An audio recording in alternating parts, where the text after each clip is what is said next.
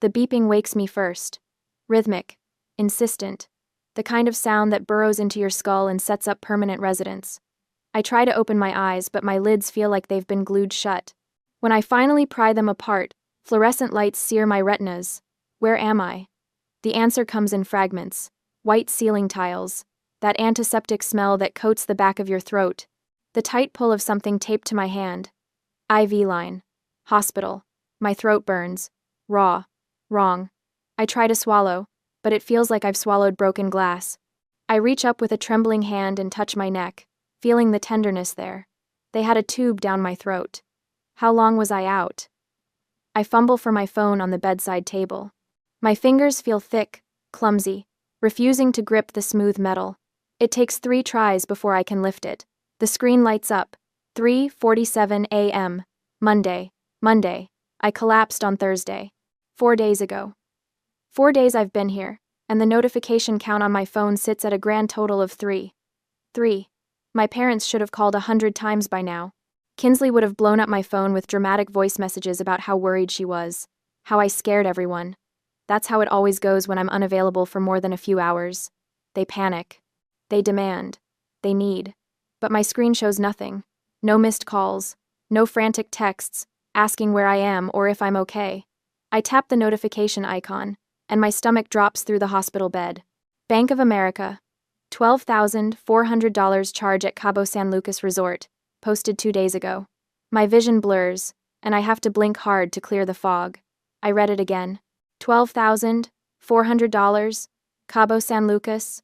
I've never been to Cabo San Lucas. I haven't been anywhere in 3 years except Seattle and the occasional logistics conference in Portland. The second notification is Instagram. I don't even remember the last time I opened Instagram. Kinsley lives on it, posts her entire existence for strangers to consume. I only keep the app because she guilt trips me when I don't like her photos fast enough. I tap it. My thumb shakes so badly I almost drop the phone. The image loads, and something inside my chest cracks open. Preston, Deidre, Kinsley, all 3 of them clustered around a table, margaritas raised high, the ocean glittering behind them in perfect sunset lighting. My father wears that stupid Hawaiian shirt I bought him last Christmas. My mother has her hair done in beach waves, makeup flawless. Kinsley is mid-laugh, head thrown back, designer sunglasses perched on top of her head. The caption reads, Healing Trip W, the fam. Disconnect to reconnect. Family first. Posted yesterday. While I was at the hospital, they were toasting each other in Cabo. The third notification is a voicemail. I press play, even though part of me already knows what I'll hear. Callie, it's Mom. We just wanted to let you know we made it safely. The resort is absolutely gorgeous. Your father says the golf course here is top tier. Anyway, we'll check in later. Love you. Chipper. Breezy. Not a single question about why I haven't responded. Not a flicker of concern that their daughter, who works 70-hour weeks and never takes a day off, has gone completely silent. Because they know. They know exactly where I am. The hospital called them. They had to. I'm the one who pays for their cell phones. I know the number by heart. Someone from this hospital called my emergency contacts and told them their daughter was in the ICU with sepsis. And they chose margaritas. My hand shakes violently now as I scroll back further, past the cheerful vacation photos, looking for something. Anything. A worried text from 4 days ago. A missed call, time-stamped right after my collapse. Nothing. But there is something from 5 days ago. Before I collapsed. Kinsley. Need $500 as soon as possible. Dress for Cabo didn't fit. Don't ignore me. I remember that text. I was at my desk, files stacked in towers around me, trying to reconcile a shipment discrepancy that would cost the company 6 figures if I didn't fix it. The pain in my abdomen had been building for hours. Sharp, insistent. I kept telling myself it was just stress, just another reminder that I needed to eat something other than vending machine crackers. Kinsley's text came through, and I did what I always do. Pulled up my banking app, hovered my thumb over the transfer button. The pain spiked then, white hot, blinding. I remember falling. The cold tile of the office floor against my cheek. My phone still clutched in my hand. Kinsley's text still open on the screen. I remember thinking, even as the edges of my vision went dark, that I needed to send the money first. Kinsley needed that dress. It was important to her.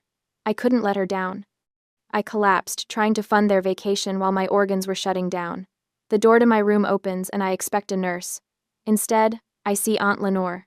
She's the only one who came. Preston's older sister, the one who has been estranged from the family for 15 years, ever since she refused to co-sign a loan for one of his investment schemes. She looks exactly like I remember. Steel gray hair cut sharp at her shoulders, eyes that miss nothing. "You're awake." She crosses to my bedside, sets down a leather portfolio I recognize from her forensic auditing days. "Good, we have a lot to talk about." "How did you know I was here?" My voice is a wreck, gravel grinding against stone. "The hospital called me. You listed me as your primary emergency contact 2 years ago." She pulls up a chair, sits down like she's settling in for a long conversation. "Smart move, sweetheart." I answered on the first ring. "And my parents?" Lenore's expression doesn't change, but something flickers in her eyes. Rage, maybe, or disgust. "They answered too." The words hit me like a physical blow. "They answered?" Preston told the hospital the vacation package was non-refundable. Said he had a networking golf tournament the next morning that he couldn't miss. "Your mother said you were probably being dramatic." Lenore leans forward. "They chose Cabo over you, Callie. Consciously, deliberately. I should cry. I should feel something break. But instead, I just feel cold." A nurse appears in the doorway. Young. Kind-faced. "Miss Howard, do you want us to try calling your parents again?" "We can." "No." The word rasps out harder than I intended. The nurse blinks. I look at the Instagram photo one more time. My father's satisfied smile. My mother's perfect hair. Kinsley's carefree laugh. Then I hand my phone to Lenore. My grip is weak, but my intent isn't. "Block them," I whisper. "Block all of them." Lenore takes the phone, studies my face for a long moment, then she nods. "About damn time." The morphine fog lifts by noon, and with it comes clarity I'm not sure I want. Lenore has transformed my hospital room into something that looks like a crime scene investigation. Her leather portfolio lies open on the rolling table, papers fanned out in neat stacks. She's brought her laptop, the same ancient ThinkPad she used when she worked fraud cases for the state. "How long have you been tracking them?" I ask. 8 months. She doesn't look up from the screen. "Started the day Preston called me drunk, bragging about his high-yield investment strategy. Said he was bringing in 12% returns quarterly." She glances at me. "You know what legitimate investments are returning right now? Maybe 4% annually if you're lucky." "Bingo." She taps a key, and the printer on the windowsill starts humming. So I got curious. Started pulling public records. Your credit report. Property filings. My chest tightens. "You can't access my credit report." "You're right. I can't." She slides a paper across to me. "But you can. You signed this authorization 2 years ago when you made me your emergency contact. You were smart even then, sweetheart. Some part of you knew." I take the document, my signature, my handwriting. The memory flashes back at the exact moment I signed it. I nod and ask, "What did you find?" Lenore pulls out a folder. Red, the color she always used for active fraud cases. "Your family doesn't have a CFO, Callie. They have you. Unpaid, unappreciated, and completely bled dry." She opens it. Preston hasn't held a legitimate job in 6 years. He calls himself a high-risk investment consultant, but what he actually runs is a small-scale Ponzi scheme. Takes money from new investors, uses your income to pay returns to old ones. The beeping of my heart monitor picks up pace. It gets worse. She pulls out another sheet. "This is a HELOC, home equity line of credit. Taken against your house 3 months ago. $60,000. The number doesn't make sense. I didn't take out a HELOC." "No, you didn't." Lenore's jaw tightens. "But someone did. Someone who forged your signature and had it notarized by someone who should lose their license."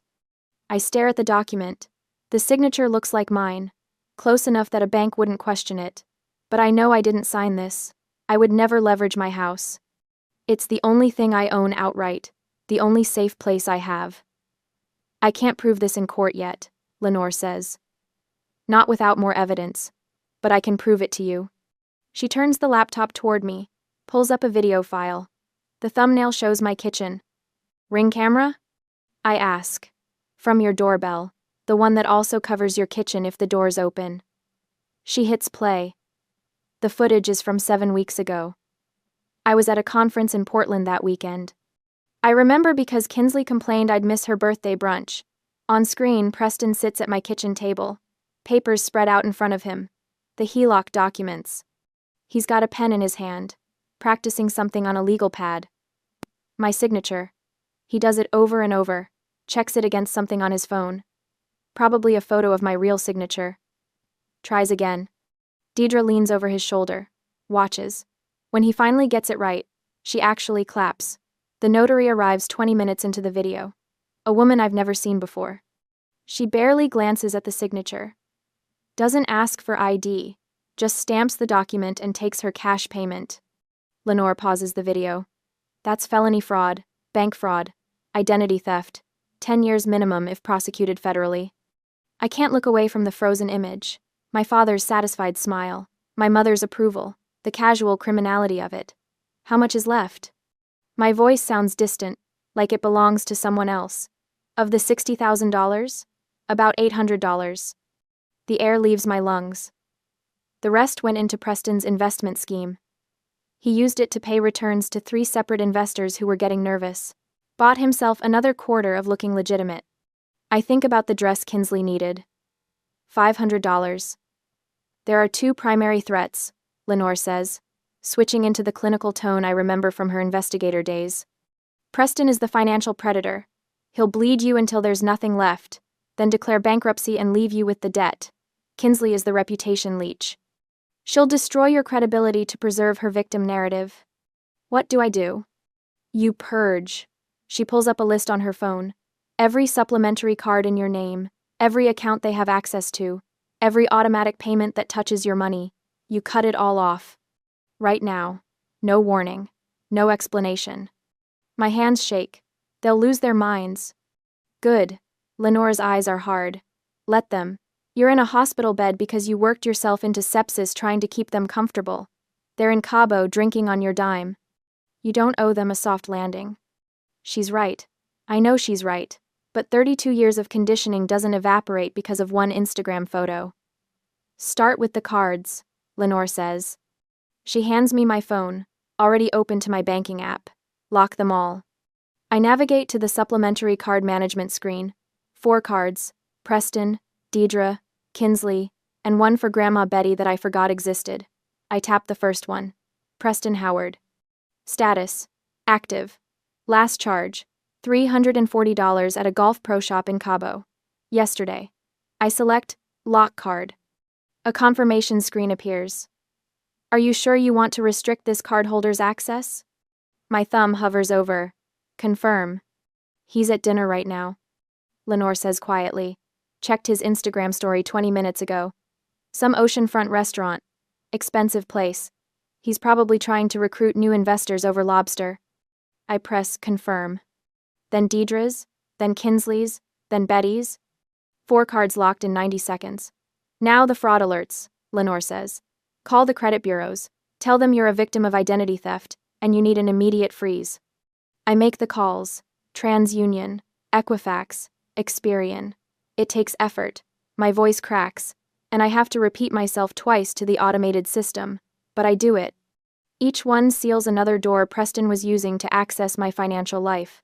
Final step, Lenore says. The joint accounts. We don't have joint accounts. You have 3 accounts that list Preston Howard as an authorized user. He can't withdraw, but he can see every transaction you make. She pulls up the statements. He's been monitoring your spending patterns for at least 2 years. That's how he knew exactly how much he could take without you noticing immediately. The violation of it crawls across my skin. I remove his access from all 3 accounts. Lenore checks her watch. In about 20 minutes, your father is going to try to pay for dinner. His card will be declined.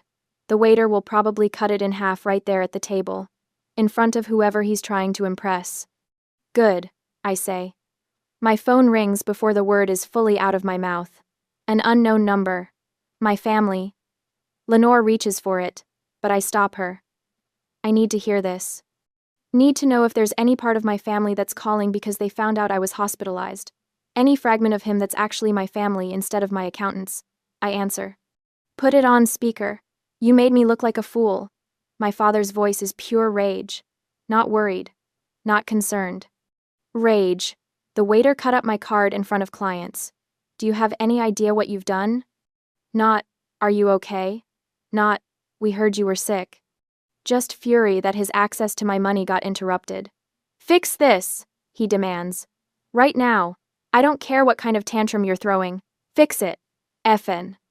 Lenore's hand covers mine on the phone. Steady, grounding. No, I say. What? No, I'm not fixing anything. Callie, I swear to God if you don't. I hang up, turn off the phone, set it face down on the table. Lenore squeezes my hand. How do you feel? Like I just cut off my own arm. Like I can finally breathe.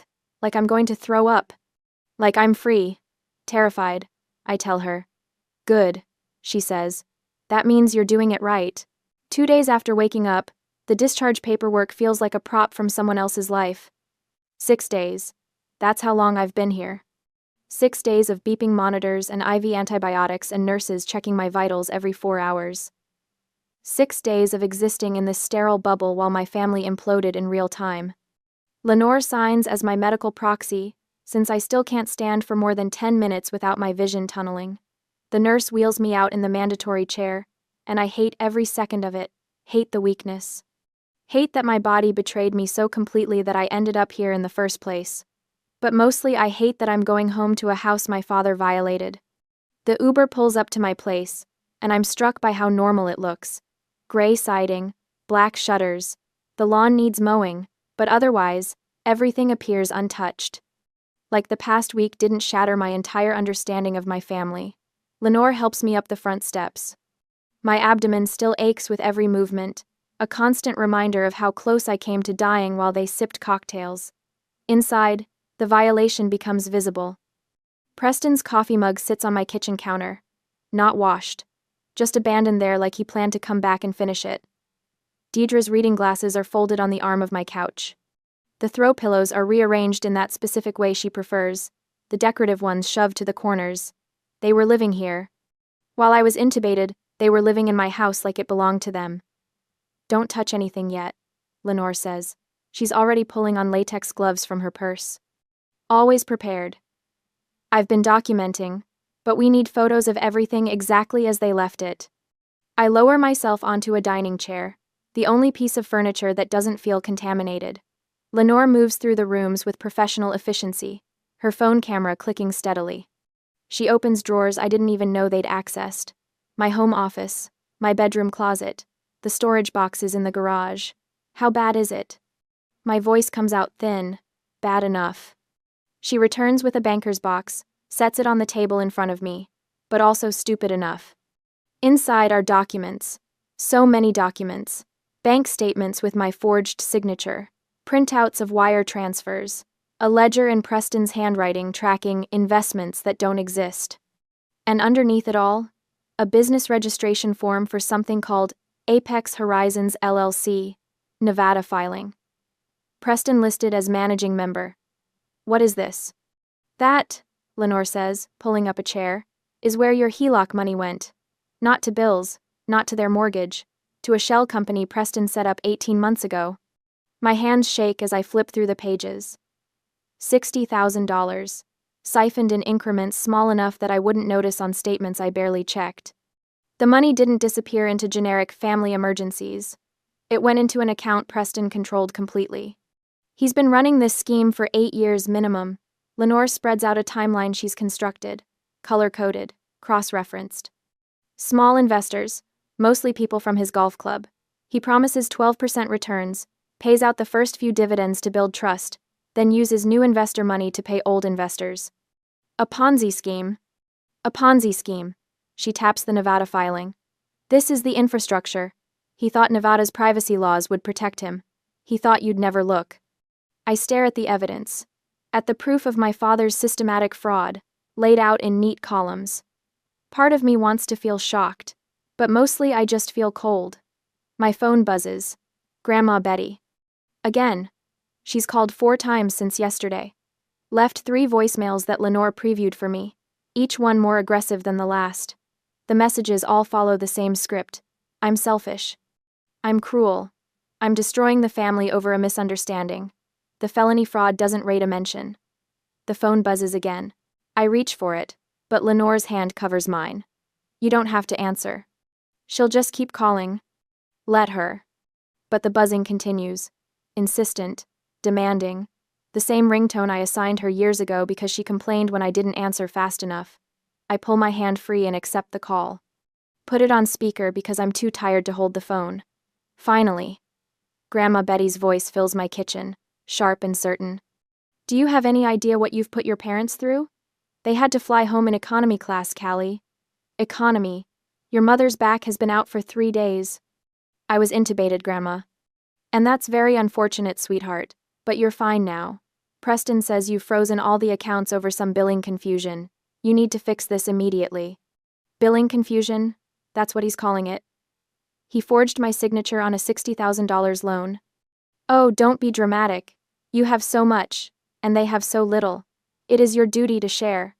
Family takes care of family. There it is. The foundational belief that's governed every interaction we've ever had. Family takes care of family, which in practice means Callie funds everyone else's choices without complaint. Preston says you're destroying the family over a misunderstanding. Betty's voice softens, turns coaxing. You've always been such a good girl, Callie. So responsible. Don't let pride ruin what we have. Lenore reaches for the phone, her expression fierce. Ready to fight this battle for me. I stop her. This is mine. I take the phone off speaker, lift it to my ear. My hands still shake, but my voice comes out steady. Grandma, love isn't a line of credit. I'm done paying for my own abuse. Then I hang up. Silence fills the kitchen. Lenore stares at me like she's seeing someone new. My phone immediately starts buzzing again, Betty's name flashing on the screen. I decline the call. Block the number. The sudden quiet feels massive. That was the matriarch, Lenore says slowly. You just hung up on the matriarch. I know. She'll escalate. I know. Lenore's expression shifts into something I've never seen directed at me before. Respect, maybe. Or recognition.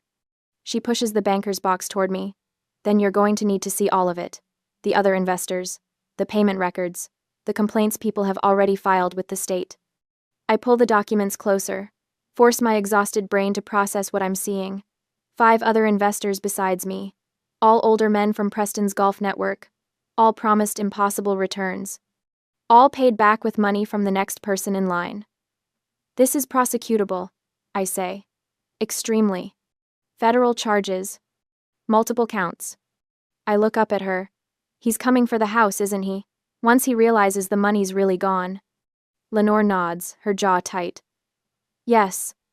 But they don't know I've traced where the HELOC money went. They don't know we have the Nevada filing. They don't know about the investor list. She leans forward, and I see the forensic auditor she used to be. The woman who took down corporate fraud rings and walked away clean. We have the leverage, Callie. We just need them to walk into the trap. 3 days later, the video hits 2 million views while I'm sitting in a staff meeting. My phone buzzes against the conference table. Once, twice, 7 times in 30 seconds. I flip it face down, but not before I catch a glimpse of the notification. Kinsley Living tagged you in a post. Later, in the bathroom, I watch it. Kinsley's face fills the screen, mascara streaked artfully down her cheeks. Real tears this time, I think. Or maybe she's just gotten better at the glycerin trick. My sister left us stranded. She sobs into the camera. We had nothing, no way home. She cut us off while we were in another country because she couldn't stand seeing us happy for once in our lives. The comments scroll faster than I can read them. Narcissist. Hope karma gets you. Your poor parents. By the end of the day, 3 coworkers have asked if I'm okay. By the end of the week, my boss pulls me aside to discuss personal matters affecting workplace perception. Professional damage. Mounting. Exactly what Kinsley intended. 2 weeks after the video goes viral, Preston's lawyer sends the demand letter. Lenore brings it to my apartment on a Tuesday evening. I'm heating up soup I won't eat, trying not to think about the fact that my LinkedIn inbox is full of messages from people who've seen Kinsley's performance. Tenants' rights. Lenore reads aloud, her voice flat. He's claiming a verbal lifetime lease based on, quote, Decade of continuous residency and property management, unquote. I set down my spoon. He what? It's a stalling tactic. Ties the house up in court for years while he lives there rent-free. She flips to the next page. His lawyer is decent. Not great, but decent enough to make this expensive for you. The number at the bottom of the estimate makes my stomach turn. Legal fees, court costs. Years of my life spent fighting while Preston plays victim and Kinsley racks up views. I think about the Instagram photo. Ask. The margaritas. My father's satisfied smile while I was intubated. What do we do? Lenore looks at me over the top of the letter. We let him think he's won. The mediation happens in a conference room that smells like burnt coffee and desperation. Gray walls, gray carpet. A table so aggressively neutral it might as well not exist. Preston arrives first, lawyer in tow. He's wearing a suit I bought him 2 Christmases ago for a business opportunity that never materialized. Deidre follows, phone already out, probably texting Kinsley play-by-play updates. Kinsley herself slouches in last, filming everything on her phone until the lawyer makes her stop. I let my hands shake when I pour water from the pitcher. Spill a little on the table. Preston notices. Smirks. Callie. His voice carries that false warmth he uses when he wants something. We don't have to do this. We're family. I don't answer. Let my silence read as fear instead of fury. Lenore sits beside me, playing her part. Weary advisor. Tired of fighting.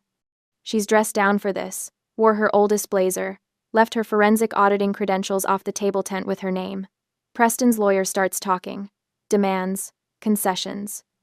A formal acknowledgement of their residency rights. 6 months minimum before any eviction proceedings, plus a monthly stipend for displacement hardship. The words blur together. I focus on my breathing. In for 4, out for 4. The technique my therapist taught me for panic attacks works just as well for calculated performance. Miss Howard. Preston's lawyer leans forward. Your father has been very patient, but he's prepared to take this to trial if necessary. The publicity alone. We have a proposal, Lenore interrupts. She slides a document across the table. Single page, dense text. The header reads, Affidavit of Residency and Management. Preston's lawyer picks it up, skims it. His eyebrows rise slightly, but he keeps his face professionally neutral. What is this? A compromise. Lenore's voice is exhausted. Defeated. Oscar-worthy. Callie will agree to a 6-month extension and a modest monthly stipend. In exchange, Preston signs this affidavit, confirming he resided at the property as his primary residence and exclusively managed household finances for the past 10 years. I watch Preston read over his lawyer's shoulder. See the exact moment he thinks he's won. His spine straightens. The smirk returns. This admits everything, Preston says slowly. That we lived there, managed everything, ran the household. Play. Yes, Lenore slides a pen across the table. It validates your claims, makes any future legal action much simpler. For you. I need to consult with my client, the lawyer says. He looks uneasy. They huddle, whisper. I see the lawyer tapping the paper urgently, shaking his head. He's spotted the risk. He knows exclusive management is a liability trap. But Preston isn't listening. He's looking at me. At the daughter, he thinks he's beaten. It's fine, Preston says, loud enough for us to hear. He waves his lawyer off with a dismissive flick of his hand. She just wants a piece of paper to save face. Let her have it. Preston, I strongly advise against, the lawyer starts. I said it's fine. Preston snatches the pen. His signature sprawls across the bottom line, bold and confident. The signature of a man who thinks he's just secured his retirement on his daughter's dime. Deidre signs as witness. So does Kinsley, her handwriting looping and dramatic. They leave 20 minutes later, high-fiving in the hallway. I hear Kinsley's laugh echo back through the closing door, sharp and triumphant. The door clicks shut. Lenore's exhausted demeanor vanishes like somebody flipped a switch. She picks up the signed affidavit, holds it up to the light streaming through the window, checking the signatures one final time. Then she smiles. It's not a nice smile. It's the smile of a forensic auditor who just got exactly the evidence she needed, gift-wrapped and notarized. They just signed their own death warrant. I stare at the document. at Preston's confident signature. What did we do? By swearing he lived here in Washington as his primary residence while simultaneously claiming Florida residency for tax purposes on other documents I've collected, he just confessed to tax fraud. Lenore sets the affidavit down carefully, reverently. And by admitting he exclusively managed household finances, he just linked himself directly to every transaction from the Ponzi scheme accounts. The trap. Not in the language of the document, but in what signing it proves. The IRS loves this kind of thing, Lenore continues. Clear documentation. Signed confession. No wiggle room. She slides the affidavit into her leather portfolio. We just armed the weapon. Now we wait for the right moment to fire. Outside, I hear Kinsley's laugh again. Celebratory. Victorious. She has no idea what her father just signed. Neither does Preston. But they will. The party planning starts 3 days after the mediation. I know because Kinsley posts about it. Victory celebration at the family estate this weekend. Sometimes you have to fight for what's yours. Family wins.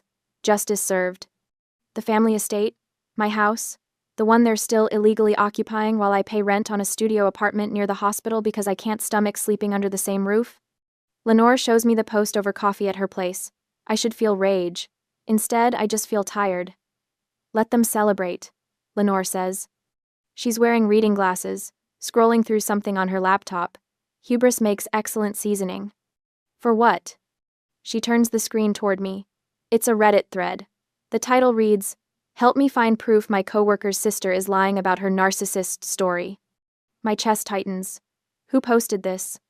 Sarah Chen from your logistics department. Apparently she remembered you were out with sepsis the same week Kinsley claimed you abandoned the family. Lenore clicks through the comments. She's asking if anyone has time-stamped proof of where your family was during your ICU stay. I scan the responses. Someone linked Kinsley's Instagram. Another person pulled the metadata from her Cabo photos. A third commenter found the resort's tagged location history. This will destroy her, I say. Lenore removes her glasses. She destroyed herself. The internet is just holding up a mirror. By that evening, the truth is everywhere. Someone obtained visitor logs from the hospital through a HIPAA request, proving 0 family visits during my 6-day stay. The timestamps on Kinsley's vacation photos line up perfectly with my intubation. The comments on her TikTok shift like a tide going out. You lied about everything. Your sister almost died and you were doing shots? This is actually sick. Get help. Her follower count drops by half overnight. By morning, 3 brand deals have issued public statements terminating their partnerships. Her management company puts out a vague statement about pursuing other opportunities. I watch it happen from Lenore's couch, coffee going cold in my hands. I should feel vindicated. Instead, I just feel hollow. They're coming tomorrow, Lenore says. She's on her phone, typing rapidly. Preston just confirmed. 2 p.m. For what? Final settlement meeting. I told him you're ready to surrender the house entirely. She looks up, smile sharp. He thinks he's won. The next afternoon, I arrive at Lenore's office building downtown. It's all glass and steel, the kind of place that smells like expensive carpet and quiet money. Preston's leased Range Rover is already in the parking garage. I recognize it by the investor lifestyle bumper sticker he slapped on the pristine bumper tacky, just like him. My hands shake as we ride the elevator up. Lenore squeezes my shoulder once, brief and firm. Remember, she says, you're not the one who should be afraid. The conference room is smaller than I expected. Preston sits at the head of the table, legs spread wide, taking up space like it's his birthright. Deidre perches beside him, fresh manicure drumming against the wood. Kinsley slouches in the corner, phone face down for once. Her eyes are red. No lawyer this time. Interesting. Where's your counsel? Lenore asks, arching a brow. Preston waves a hand dismissively. At $400 an hour just to watch me accept your surrender? I don't think so. I can handle a simple property transfer. Lenore smiles. A shark sensing blood. Suit yourself. Callie. Preston's voice drips with false warmth. Good to see you being reasonable about all this. I don't respond. Lenore gestures for me to sit, then takes the chair at the opposite end of the table. Between us, she places 2 items. The signed affidavit from last week and a thick manila envelope. Pre-stamped. Pre-addressed. Internal Revenue Service, Criminal Investigation Division. Preston's eyes flick to it. Something crosses his face. Not quite fear yet. Just calculation. What's that? Deidre asks. Lenore folds her hands. Insurance. She opens a leather folder. Inside are two subfolders, labeled A and B. She slides folder A across the table. This contains Ring camera footage from Callie's kitchen showing you, Preston, practicing her signature. 47 attempts before you got it right. She taps the folder. It shows the notary arriving, shows you forging the HELOC documents. That's bank fraud, identity theft, 10 to 15 years in federal prison. Preston's face drains. That's not what that is. I was just... The notary already cooperated with authorities. He's willing to testify in exchange for a reduced sentence on his other cases. Lenore doesn't raise her voice. Doesn't need to. Folder A goes to the FBI if you walk out that door without signing the voluntary surrender. Deidre makes a small sound, almost a whimper. Lenore slides folder B forward. This one's even better. Remember that affidavit you signed last week? The one where you swore under oath that you lived in Washington as your primary residence, while exclusively managing all household finances? Preston's hands curl into fists. That's interesting, because your Florida driver's license says you're a resident of Orlando. So does your tax return from last year. And the year before. And every year since 2016. She opens the folder, revealing page after page of documentation. You claimed Florida residency to avoid Washington's capital gains tax. But you just signed a legal document admitting you lived here. That's called tax fraud, Preston. I'll recant. His voice comes out strangled. I'll say I was confused. Then I mail both folders to federal investigators and you get charged with perjury on top of everything else. Lenore leans back. But wait, there's more. She pulls out another set of papers. Financial ledgers, bank statements, names I don't recognize. By admitting you managed Callie's household finances, you legally tied yourself to every account that received funds from her income, including the Nevada Shell Company, including the investment scheme accounts. She spreads them across the table like a poker hand. We have 12 investors ready to file complaints. We have wire transfer records. We have your signature on documents promising returns you knew you couldn't deliver. Those were legitimate investments, Preston says, but his voice cracks. Then you won't mind explaining them to a grand jury. Silence fills the room like water rising. Deidre is crying quietly. Kinsley stares at the table, motionless. Preston looks at me finally. Really looks at me. Callie, sweetheart, this is your aunt twisting everything. You know me. You know I'd never deliberately hurt you. We're family. His voice shifts, takes on that wheedling tone I've heard 1,000 times. We made mistakes. People make mistakes. But we raised you. We loved you. Doesn't that count for something? Once, that tone would have shattered me, would have pulled me right back into the cycle. Now I just wait for Lenore to finish. She taps the pre-stamped envelope. Here's how this works. You sign the voluntary property surrender right now. You vacate within 24 hours. I file a simple eviction on record, no criminal charges. You walk away with your freedom. Or, Preston asks, or you refuse, and this envelope goes in the mail the second you leave. FBI, IRS, every investor complaint filed simultaneously. You'll be in federal custody within a week. The fluorescent lights hum. Someone's phone buzzes. Kinsley, probably. Another brand deal falling through. Preston's hand trembles as he reaches for the pen. Just a small loan, he says, voice breaking. To help us move. Start over. $5,000. You have so much, Callie. Just $5,000. Every cell in my body recognizes this moment. The final test. The last chance for old patterns to reassert control. Old Callie would have checked her bank balance before he finished the sentence. I stand. Look him directly in the eye. No. One word. Clean. Final. His face crumples. Not with sadness. With rage. With disbelief that his asset is refusing to perform. He signs. 18 hours later, I stand in my house while Lenore changes the locks. The place is empty except for the furniture I bought. They took their clothes, Preston's files, Kinsley's ring light setup. Nothing else. The silence is extraordinary. My phone buzzes. Grandma Betty's name lights up the screen. I let it go to voicemail. already knowing what it'll say. Family betrayer. Ungrateful. Cold-hearted. I delete it without listening. Through the window, I watch the sunset, paint my neighborhood in shades of copper and gold. My abdomen still aches sometimes, phantom pain from the sepsis, but my chest feels light, free. The house sells 3 months after the eviction. I watch the closing documents slide across the table at the title company, my signature steady where Preston's once trembled.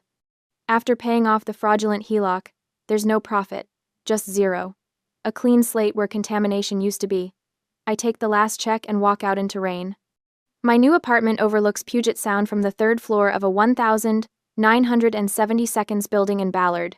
800 square feet, 1 bedroom, a balcony barely wide enough for 2 folding chairs. It costs half what the house did, and when I wake up here, my chest doesn't feel like someone parked a truck on it. No ghosts, no debts, just mine. 6 months after the eviction, I meet the first grant recipient in a coffee shop near Pike Place Market. Her name is Rebecca, 28.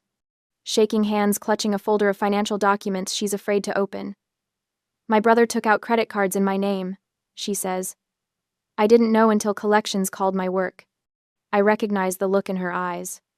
The shame that doesn't belong to her but sits there anyway, heavy as a stone. You're not responsible for what he did, I tell her. You're only responsible for what you do now. She cries. I hand her tissues and the grant paperwork. $5,000. Enough for a security deposit and first month's rent somewhere he doesn't have the address. How did you stop feeling guilty?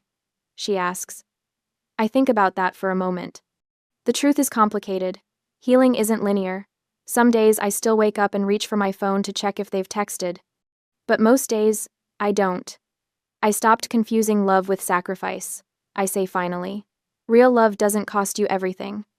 That afternoon, my phone buzzes, the same notification tone from that ICU room months ago.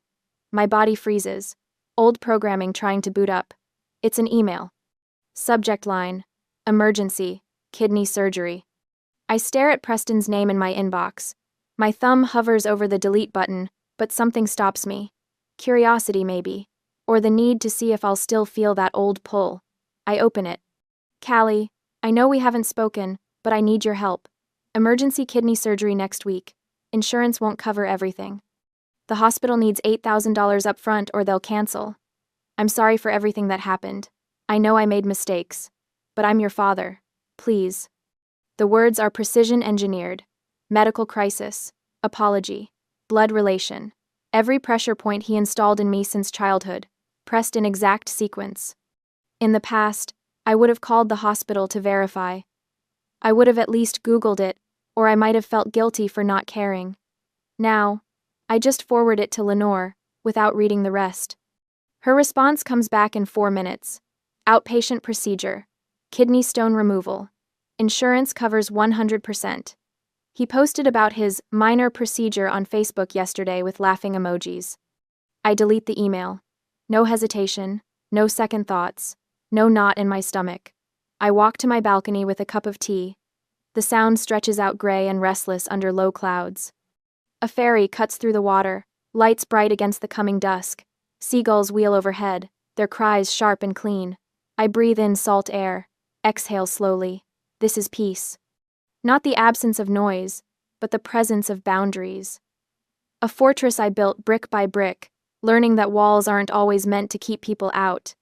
Sometimes they're just meant to keep you safe inside.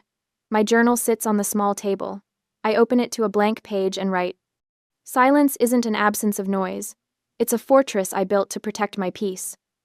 Then, below it. They taught me love was sacrifice. I learned love is also boundaries. The sun breaks through the clouds for just a moment, turning the water gold. I close the journal and let myself smile. Not because everything is perfect, but because everything is finally mine.